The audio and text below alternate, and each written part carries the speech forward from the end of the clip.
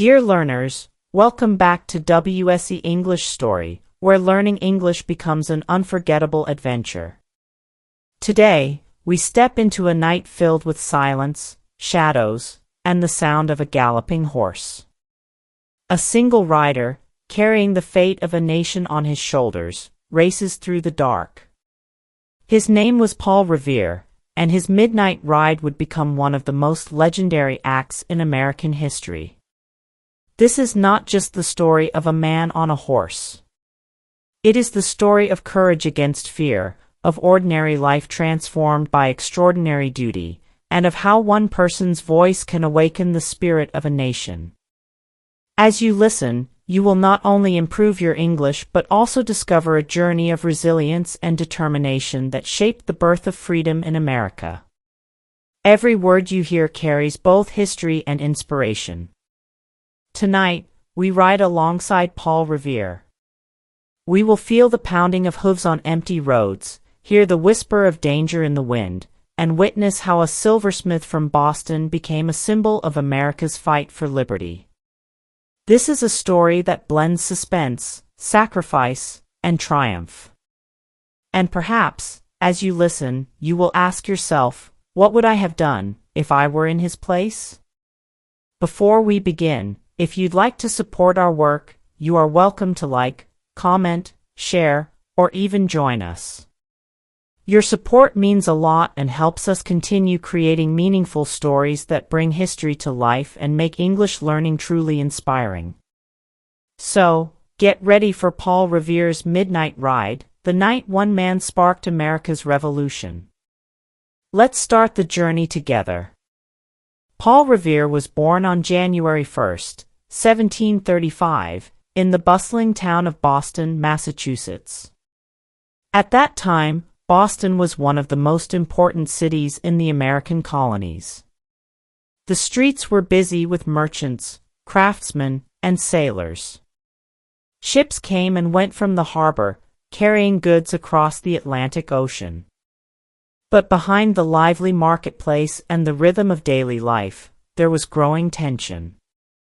The colonies were under the control of Great Britain, and slowly, the seeds of discontent were being planted. Revere grew up in a family of craftsmen.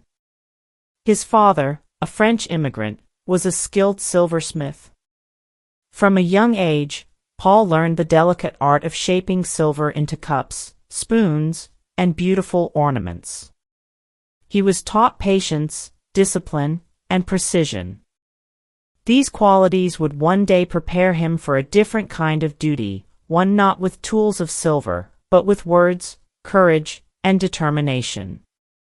Life in Boston during Revere's youth was far from simple. The colonies were flourishing, but they also felt the heavy hand of British rule. Taxes were imposed, often without the consent of the colonists. British soldiers patrolled the streets, a constant reminder that freedom was limited. For young men like Paul, these experiences planted questions deep inside. Why must we live under laws we never chose? Why must we pay for wars we did not start? Despite these troubles, Paul's early life was steady. After his father's death, he took over the family business, supporting his mother and siblings. He became known not only as a skilled silversmith but also as a man with a strong sense of duty and reliability. His work was admired across Boston, but his real journey was just beginning. As he shaped silver with fire and hammer, the world around him was also being shaped by conflict and unrest. In those days, Boston was not just a town, it was the heart of resistance.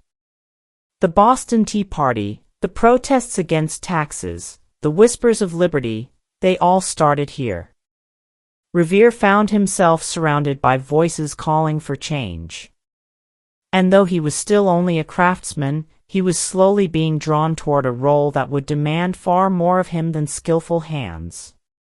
It would demand courage, sacrifice, and the willingness to risk everything for freedom. Can you imagine what it must have felt like for a young craftsman, working with silver in his shop, knowing that history itself was rising just outside his door? That sense of living in the middle of change, of feeling history press against daily life, shaped Paul Revere's destiny. As the 1760s unfolded, Boston became a city under pressure. The British Crown, facing heavy debts after long wars in Europe, began to tighten its grip on the colonies. Taxes on paper, glass, paint, and especially tea were imposed, not through the voices of the colonists, but directly from London. For many Bostonians, this felt like a deep insult. They were hard-working men and women who believed they had earned the right to decide their own future. Instead, they were treated as subjects without a voice. Paul Revere, now a husband and father, was caught in this storm. His silversmith business was his pride, but it depended heavily on trade. Whenever the British raised taxes or blocked goods, his workshop suffered.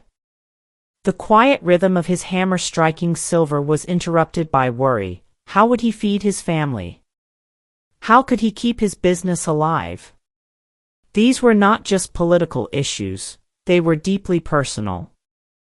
Boston was also filling with red-coated British soldiers. They marched through the streets, guarded the ports, and enforced unpopular laws.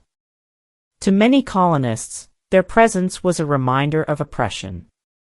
For Paul Revere, it was a daily irritation, a sign that freedom was slipping away. He began attending meetings with like-minded men, craftsmen, merchants, and even farmers, who gathered in taverns and homes to discuss their anger. These groups slowly grew into organizations like the Sons of Liberty, where voices of protest became louder and stronger. Revere was not a fiery speaker like Samuel Adams, nor a wealthy merchant like John Hancock.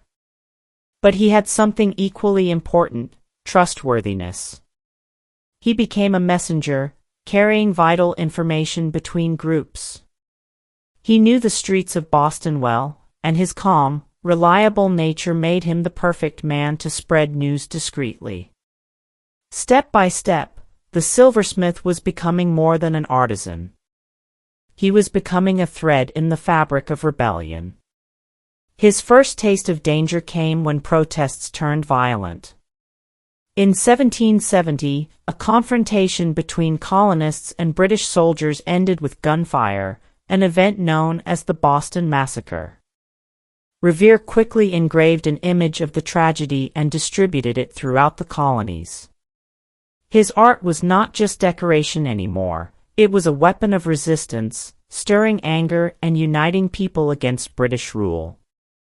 But using his talent this way also made him a target. He knew he was risking his business, his safety, even his life. At this point, Paul Revere faced his first great challenge: to remain a simple silversmith, safe but silent, or to step fully into the dangerous role of a patriot. The decision was not easy. He had a wife, children, and responsibilities. Yet deep within, he began to understand that survival was not enough. A life lived in silence under oppression would mean leaving his children a future without liberty. Every step he took toward rebellion carried more weight. Every choice demanded more courage. And though he had not yet ridden into the night, his path toward that destiny was already being laid. The world around him was pushing him forward, shaping him into a man who would one day hold the fate of a revolution in his hands. The years after the Boston Massacre brought even more unrest. Tension between the colonies and Great Britain grew hotter with every new law, every fresh tax, every troop marching down Boston's narrow streets. For Paul Revere, there was no turning back. He had chosen his side, and that choice meant stepping deeper into danger. His silversmith's workshop still rang with the sound of hammer and anvil, but outside its doors, Boston was transforming into a battlefield of ideas and resistance. Revere became a trusted courier for the Sons of Liberty.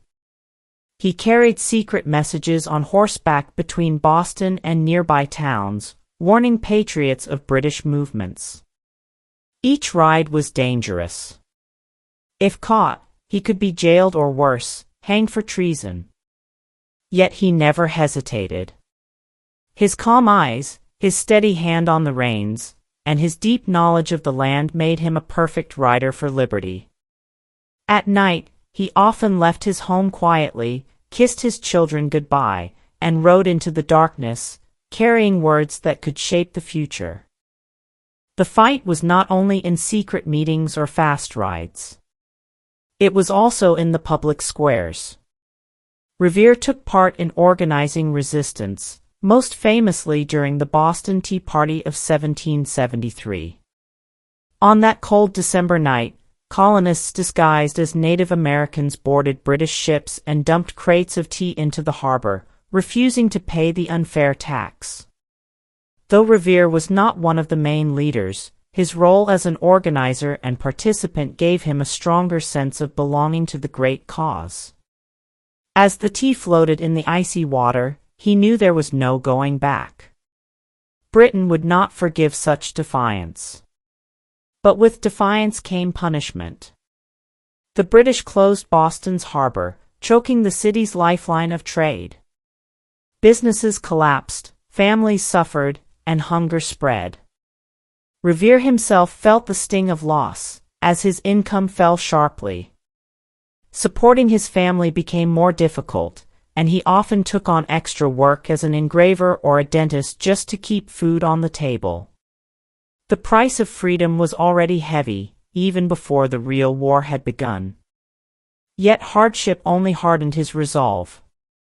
Each sacrifice reminded him of the deeper reason for the struggle: freedom for his children, dignity for his neighbors, and the right to live without chains.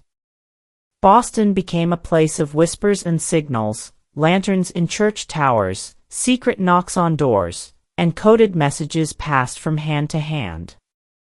Revere's role as a messenger placed him at the very heart of this underground world, where trust was fragile and betrayal could mean death. In these moments, Paul Revere learned something vital: courage was not just about one great act of bravery. It was about persistence, about choosing, day after day, to keep riding, to keep fighting, even when fear pressed heavily on the heart. He had not yet become the legendary rider of April 1775, but already he was shaping himself into the man who would carry a nation's warning through the night. Sometimes, I wonder, if you were in Paul Revere's place, would you risk everything for a cause greater than yourself? Or would the safety of family and comfort of silence hold you back? These are questions every patriot had to answer, and Paul Revere's answer was clear. He would ride. By 1774, the storm that had been building for years finally broke open. The British government punished Boston harshly for the Tea Party, shutting down its harbor and sending more troops to enforce order. What had once been political debate now felt like open occupation. Families starved while soldiers marched the streets, and anger burned hotter with every passing day. The colonies were no longer asking politely for fairness, they were preparing for resistance. Paul Revere was now deeply involved in secret networks of communication. He rode often between Boston, New York, and Philadelphia, carrying messages that united leaders of the colonies. Each journey was long and exhausting, but he knew that without these connections, the colonies would remain isolated and weak. His rides helped tie together what would later become the United States of America.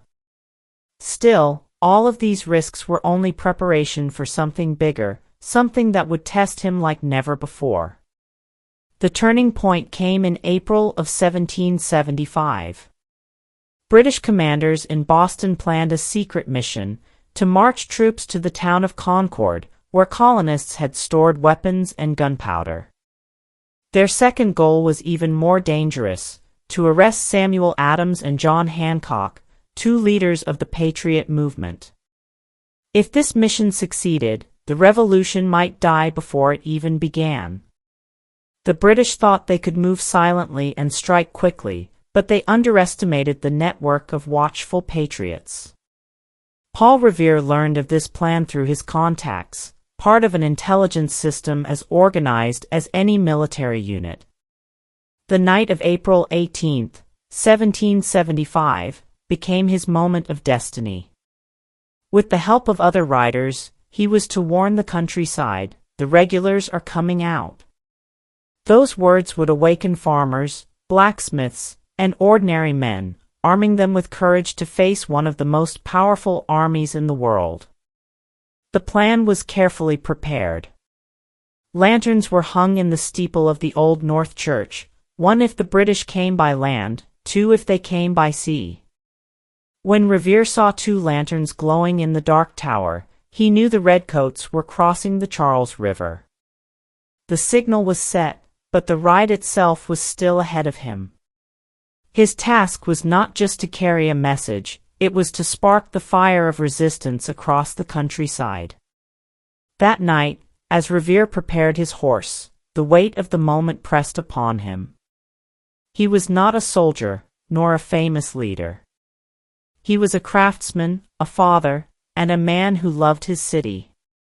Yet here he was, chosen to carry a warning that could change the destiny of a continent. If he failed, leaders would be captured, weapons destroyed, and the revolution crushed before it even began. If he succeeded, America might rise. The darkness of April 18th was filled with silence. Then came the sound of hooves striking the ground, steady and urgent. Paul Revere was riding into history. The turning point had arrived. The night of April 18th, 1775, was heavy with danger. Clouds drifted across the moon, and the roads stretched out like dark rivers of uncertainty. Paul Revere urged his horse forward, each hoofbeat echoing like a drum of destiny. He carried no weapon, no sword or musket.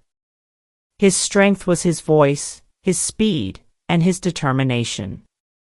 At every farmhouse, at every crossroads, he shouted the alarm, "The regulars are coming out." Those words spread like wildfire through the Massachusetts countryside. But the ride was not a smooth path of triumph. Along the way, Revere faced the shadow of capture. British patrols scouted the roads, hunting for rebels. If caught, he would not only lose his life but also endanger the entire patriot cause. The thought of his wife and children waiting at home must have pierced his heart, but there was no time to hesitate. He pressed on, riding faster, calling louder. His choice was clear: personal safety or national survival.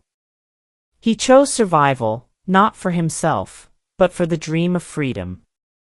As he raced through towns like Lexington and on toward Concord, doors opened in the night. Men leapt from their beds, pulled on their boots, and grabbed their muskets. Wives whispered prayers as husbands kissed their children and stepped into the darkness. Revere's warning was not just words, it was a spark igniting courage in ordinary people.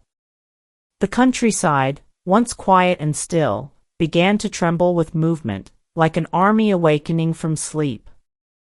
Yet the climax of Revere's ride came when he was finally stopped. Nearing Concord, he and two other riders were surrounded by a British patrol. Muskets glinted in the moonlight, and the riders were forced to halt. One escaped, another was captured, and Revere himself was seized. In that moment, his mission seemed doomed. After all his courage, all his sacrifice, would the warning die here in the hands of the enemy?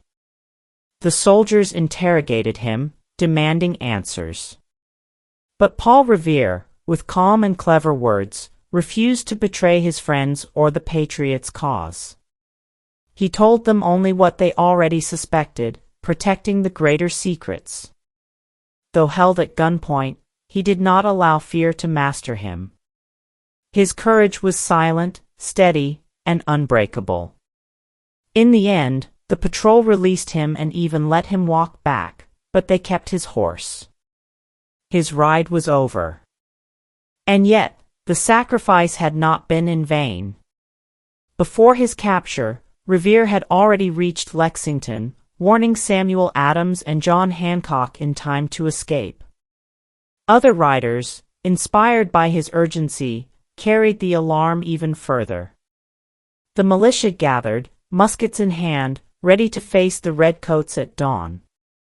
Revere's mission was not about one man's ride, but about the chain reaction of bravery it unleashed. His choice, to risk everything on that night, ensured that the revolution would not die in silence. Can you feel the weight of that moment?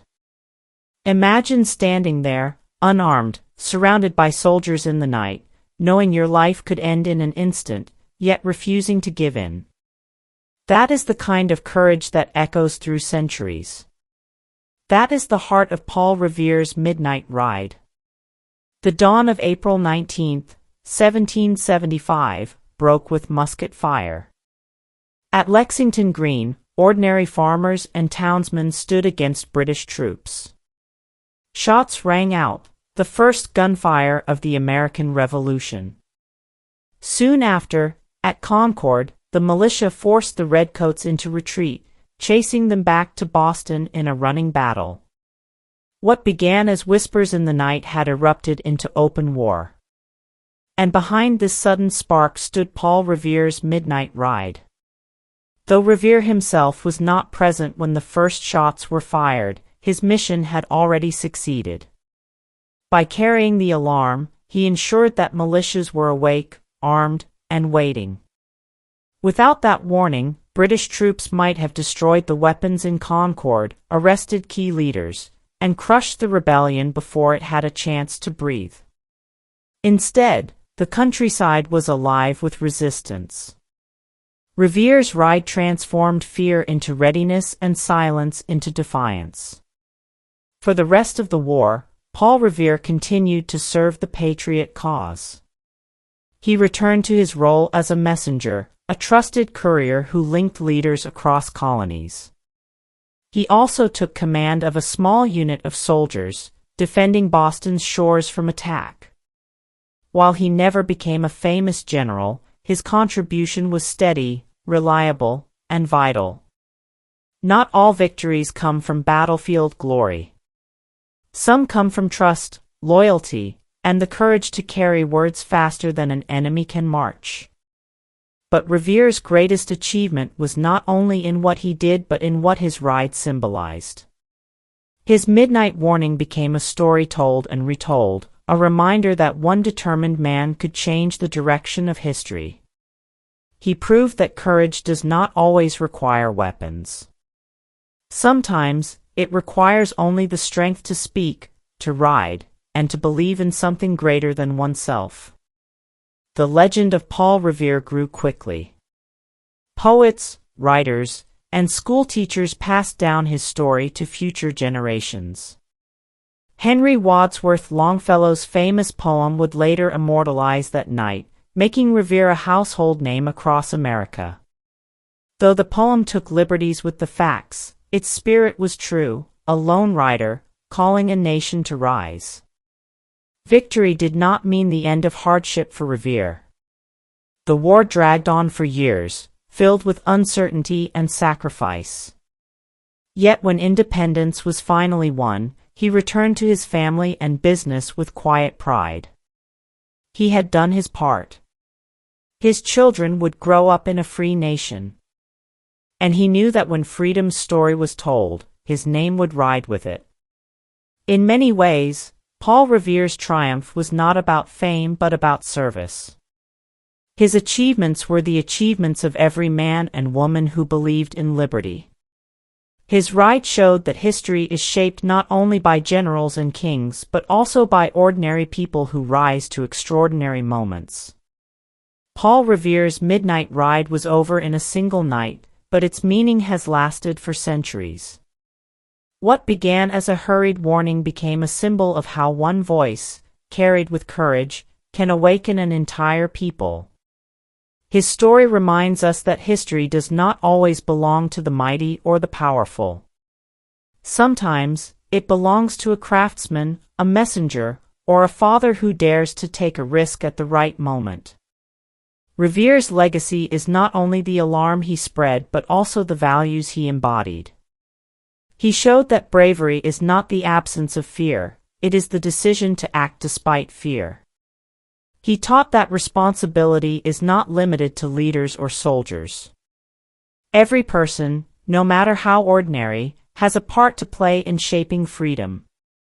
His ride proves that even the smallest act, done with courage, can echo through generations.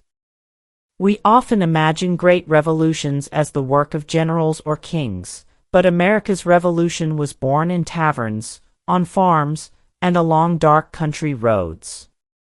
It was carried by blacksmiths, farmers, and silversmiths like Paul Revere. His story is not just about one man riding in the night, it is about the spirit of a people who believed that liberty was worth every sacrifice. And in that sense, his life is not a legend of the past but a lesson for the present. What about you? When moments of challenge appear in your life, moments that demand courage, even small courage, will you remain silent, or will you rise? The questions Paul Revere faced are not so different from the ones we all face. Do we live quietly under limits, or do we find the strength to create change, even if it means risk? His ride is not only an American story, it is a human story, one that speaks to anyone who has ever dreamed of freedom. When he returned to his work after the Revolution, Paul Revere did not seek fame.